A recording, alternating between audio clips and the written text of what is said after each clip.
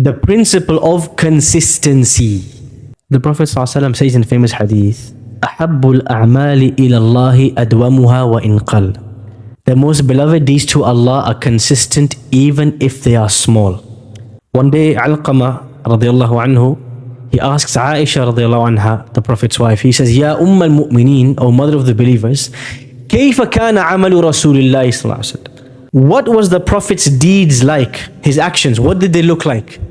Did he have some days for some special things, some other days for other special things? She said, no. She says this famous word, كان عمله ديمة. His actions were consistent. He would do something, he'd do it every day of his life.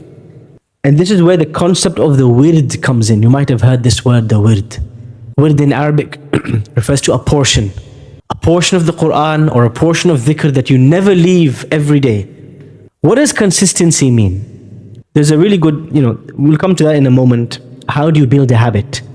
What does consistency mean? It means this action, this habit is so important in my life. If I miss it, I will compensate for it. I will make it up later. So if the Prophet ﷺ would miss his sunnah, his 12 sunnah, the 12 sunnahs he would pray every day, or 14 depending on which narration you take, he would make them up later. If he missed the night prayer, he would make it up in the daytime. Because these are his habits. These are the pillars of his day. They never change. They never move. They never sway. This is consistency. When you do something consistently, you start to realize on a daily basis, you won't see the effect. But there's a compound effect. See, every mountain starts with a pebble. One pebble, another, before you realize it's a mountain.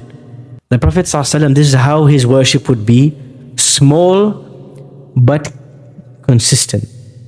So when we want to copy, embody, emulate the Prophet ﷺ, we have to start with something small that we can do.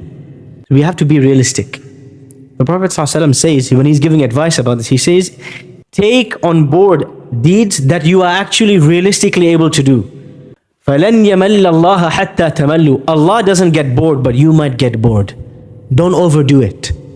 So start with once a week. You can do once a week, make it twice. You can do twice, make it 3 times, 4 times. Hold yourself to account. But how do we build consistent habits? This is a deeper question and it applies to all aspects of life. How do you build a consistent habit? There's a book I can recommend to all of you. There's 2 books. One is a book called Atomic Habits by James Clear. I'm not saying Shaykhul Islam James Clear. You say, Ustad Hisham takes from the kuffar. Yes, I take from the kuffar. The Prophet ﷺ said, Al-hikmatu dalatul mu'min. Wisdom is a lost property of the believer. Anna wajadaha fahuwa ahaqqu biha. Wherever he finds it, he is more deserving of it. If I find wisdom, useful, beneficial knowledge from a non-Muslim, I will take it. So sometimes we have to accept and benefit from other sources. James Clear, he writes a brilliant book very recently called Atomic Habits. So all on this idea, how do I develop a habit? How do I make something from a deed once in a while? We've all tried it. Ramadan, everybody has the habit of Quran. After Ramadan, it's gone. It evaporates. The most effective way to build a habit is to create a sense of accountability. I'll give you a simple example. Everyone says, I want to memorize the Quran. I say, great. Pay a teacher, not a friend. Pay somebody an amount every week. And let it be someone who you are scared of. You don't want to disappoint them. You respect. And make a fixed weekly time when you have to meet them. And give strict rules to yourself. Say, look, teacher, if I come 10 minutes late, cancel the lesson and make me still pay for it. If I miss 4 lessons in a row, never talk to me again. Tell me to get lost, finish. Creating this accountability, consequences, punishment if you miss it, weekly time, creating this whole system, this will force you to turn up every week. Even if you are the laziest person in the world, you will turn up because you're scared of the consequences. This is an example. What about the night prayer? How can I create a system for the night prayer? One of the ways to do this is the power of jama'ah. Alone, there's very little you can accomplish. But when we do things in groups, we're able to accomplish much more. You create a WhatsApp group. It's called the Qiyamul Layl crew. The A team, the Muzammil team, whatever you want. Be creative. What's the deal of this group? All of us are going to choose one night in the week to pray Qiyamul Layl, the night prayer. And if we all succeed in doing so, there is a reward, a group reward. We will each pay £20 into this pot every month, and we will get a reward for all of us. Or we'll go out for a meal, or we'll have some celebration or something. But we have one goal only. We want to be the people. When everybody's asleep, we are standing. When everybody's laughing, we are crying. That we have this depth of connection to Allah. We are the people of the night prayer. You create this group. You create this accountability. Everybody is asking the other. You make pairs. You say, look, Ahmed, at 3 a.m., you have to ring me. And if I don't wake up, there is a consequence. I have to give £100 in charity the next day. If I don't wake up, there's some consequence on me. Ahmed rings you, you'll be awake like there's no business. This is the reason why, if I give you a real life example, this is the reason why many people, they will not wake up for Fajr.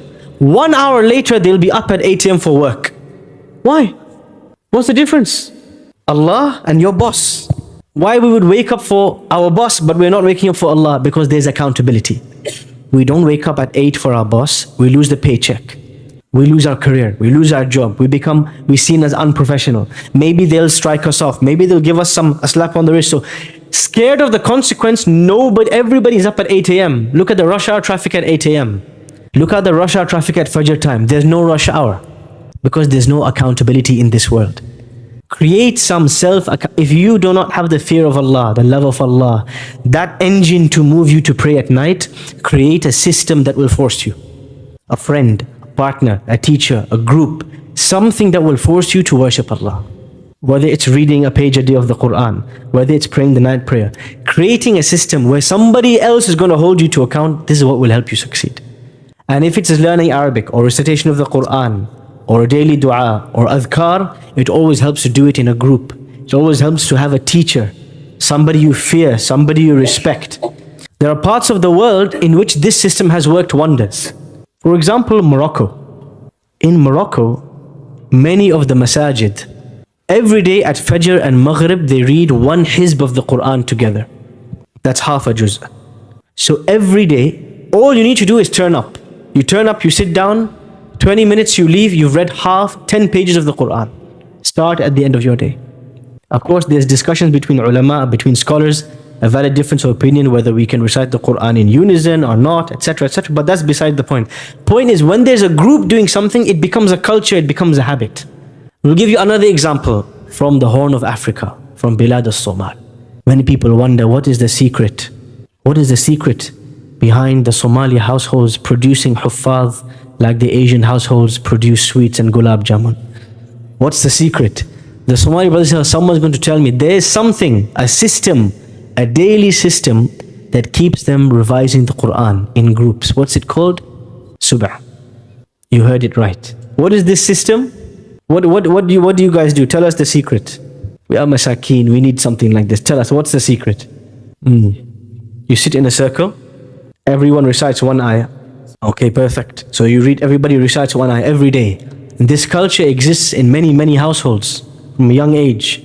Imagine you're a 3-year-old and you wake up every morning and all of your older siblings are sitting around your parents reciting one ayah each, until the whole family recited 10 pages of the Quran. Imagine this was your lifestyle, this was your culture. Your family will grow up loving the Quran, having that system of accountability with the Quran. When everybody sat in a circle, it's easy to join in. But if you need to, on your own, with all your distractions, do it by yourself, you'll probably forget.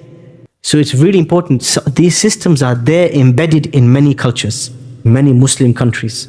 And we need to revive these and embed them in our lives. A circle of dhikr, a circle of qiyamul layl, a WhatsApp group for revision of the Quran. A daily time we come together, we sit and we complete this thing that we want to make a daily habit. James Clear wrote his book like 2 years ago.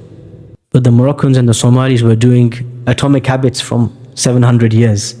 Let's not mince our words. These guys are late to the party. We've been developing habits since before their grandparents were born.